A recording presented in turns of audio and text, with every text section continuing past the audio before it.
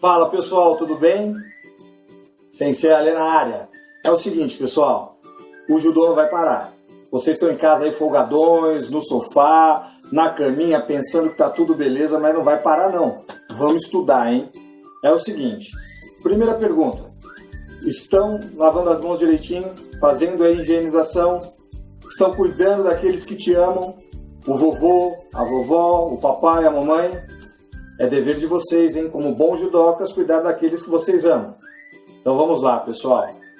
Primeiro lugar, nós vamos relembrar as coisas que nós passamos agora no mês de fevereiro. E lembra a historinha do respeito ao corpo do amigo? Nada melhor do que colocá-la em prática agora. Você deve respeitar o corpo do amigo como? Não saindo de casa. Respeitar o corpo da vovó e do vovô como? Não saindo de casa. Não espirrar perto deles, não tossir perto deles. Assim nós somos bons judocas. Respeitando as pessoas, nós vamos longe e vamos vencer essa parada que está acontecendo no mundo todo agora. Tá bom? Vamos lá. Vou passar para vocês uma historinha sobre o judô. Aquele bate-papo que nós tivemos lá no primeiro mês, em fevereiro, nós vamos relembrá-la, fala de respeito, vai falar sobre a história do Sensei Jigoro Kano, o criador do judô, e é legal que seu pai e a sua mãe podem assistir com você e aprender um pouquinho mais sobre o judô, tá bom? Já já nós vamos estar de volta no tatame, hein?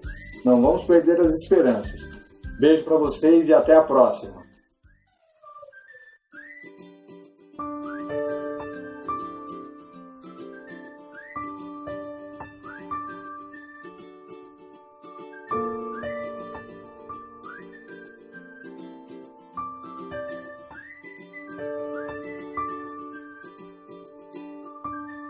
A saga de Jigoro Kano.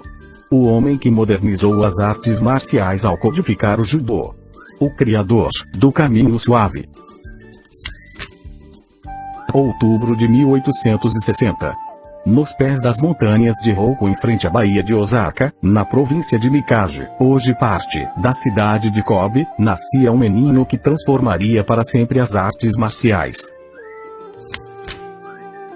Ele foi o caçula dos 5 filhos do casal Jirosaku e Sadako Kano, uma família abastada, conhecida e respeitada pela produção de sake. Embora tivesse nascido em uma família tradicional, Jigoro foi diretamente influenciado pelo início da era Meiji, que tirou o Japão do isolamento feudal. A mãe de Jigoro morreu quando ele tinha 9 anos, e então seu pai decidiu se mudar com a família para Tóquio. Rapidamente ele se transformou em um bem-sucedido empresário do ramo de importação. Convicto de que a integração com o Ocidente era o caminho do futuro, o pai de Jigoro desde cedo pôs o filho em contato com a cultura do outro lado do mundo. Jigoro foi educado nas primeiras escolas bilíngues do Japão. Mas sua origem nobre era motivo de inveja dos colegas mais velhos, que constantemente o agrediam e se aproveitavam da vantagem de serem maiores para caçoar do garoto franzino. As agressões na escola atiçaram a curiosidade do jovem Jigoro quando ele ouviu falar de Jujutsu. Um antigo samurai, que havia sido um dos membros da guarda do shogunato, contou a Jigoro sobre uma arte que permitiria a um homem vencer um oponente mais forte. A ideia perseguia os pensamentos de Jigoro, que passou a procurar um mestre de Jujutsu que estivesse disposto a ensiná-lo. A busca não foi fácil. Com o fim da era dos samurais, passou a prevalecer na sociedade japonesa um certo desprezo pelas artes marciais, consideradas ultrapassadas. Jigoro, porém, era persistente. Ele sabia que muitos dos antigos mestres haviam se tornado massagistas particulares. Em uma clínica de massagem, o sonhador encontrou seu primeiro mestre Ashinosuke Fukuda. O treinamento era pesado, mas o jovem estava disposto a aprender. O pensamento extremamente científico de Jigoro funcionava como um atalho para dissecar cada técnica aprendida. A exata posição das mãos e pés, o ângulo de entrada correto, a distribuição do próprio peso, etc. Mas o método do mestre Fukuda tinha características opostas a esse comportamento tranquilo e detalhista. Diante das perguntas do inquieto pupilo, ele logo perdia a paciência e decidia mostrar a técnica com as próprias mãos. Jigoro tinha um parceiro constante nos treinos: Kanekishi Fukushima.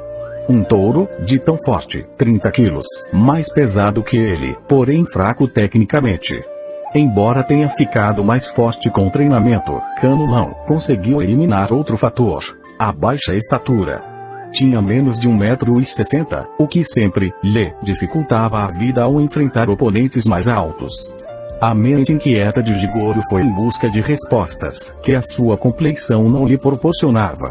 Ele passou a frequentar uma biblioteca para estudar manuais de anatomia e livros de luta livre trazidos do Ocidente. E foi por meio dos livros e de sua mente criativa que Jigoro inventou um dos primeiros movimentos do judô, o kata aguruma. Com um movimento de rotação dos ombros, ele intuía ser capaz de derrubar o gigante Fukushima. Funcionou. O impacto da queda do lutador de quase 100 quilos fez com que as paredes do dojo tremessem. O baixinho Jigoro tornou-se o principal discípulo do mestre Fukuda. Depois da morte do sensei, em 1879, a esposa dele deu a Jigoro os pergaminhos com todas as instruções e os segredos da técnica do marido.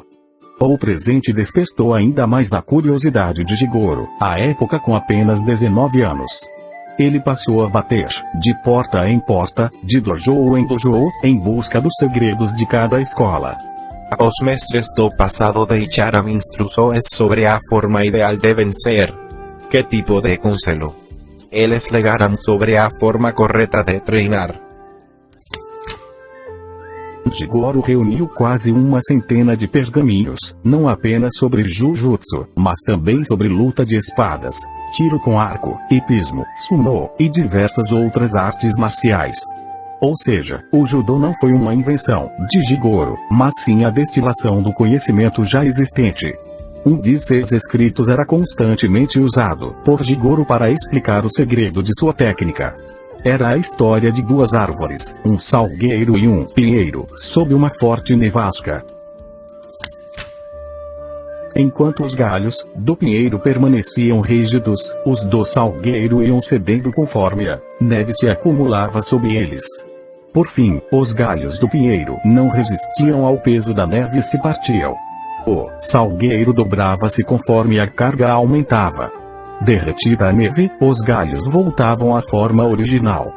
Jigoro descobriu, maravilhado, que para vencer a força bruta não se pode responder com intensidade maior ou igual, é preciso compensá-la.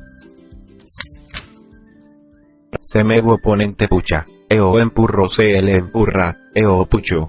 A esse princípio de compensação, Jigoro deu o nome de judô, o caminho suave, em japonês. Sua filosofia de luta baseava-se em dois conceitos básicos: Seiryoku Zendo, esforço concentrado, máxima eficiência, e Jita Kyoei, benefício e bem-estar mútuos. Ansioso por compartilhar os conhecimentos adquiridos, Jigoro abriu, em junho de 1882, o Nihon Den Kodokan Judo, Instituto para a Transmissão do Judô Japonês, conhecido internacionalmente como Kodokan. O local tornou-se o berço do esporte no mundo. Jigoro Kano trouxe às artes marciais a mesma sofisticação que o Marquês de Queensberry havia dado ao boxe em 1867. Ambos tornaram suas modalidades mais limpas, seguras e, acima de tudo, eficazes.